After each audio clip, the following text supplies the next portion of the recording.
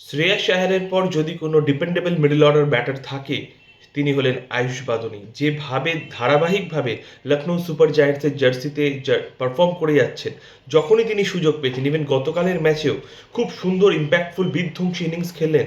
70+ run যেন তার কাছে কোনো ব্যাপারই না। এটা শুধু কালকের ম্যাচ নয়, তিনি যখনই সুযোগ পেয়েছেন আয়ুষ বাদনি নামটা কিন্তু বেশ ভারী পড়ছে কিন্তু এবার। আমি একাধিকবার বলেছি যে এই ধরনের প্লেয়াররা যেহেতু আনকোড়া প্লেয়ার, তাদেরকে নিয়ে সচরাচর আলোচনা হয় না, কিন্তু আমি বেশ কয়েকবার ভিডিও বানিয়েছি, বহু মানুষ শুনেছেন। শোনাই উচিত, এই ধরনের ট্যালেন্ট উঠে আসার জন্যই তো আইপিএল চালু হয়েছিল।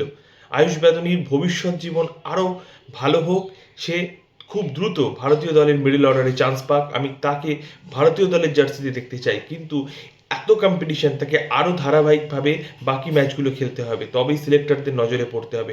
তারপর তো সুযোগ, তারপর সুযোগ পেয়ে সুযোগের সদ্ব্যবহার করা অনেকটাই একটা লম্বা প্রসেস, কিন্তু তার জন্য শুভকামনা রইল।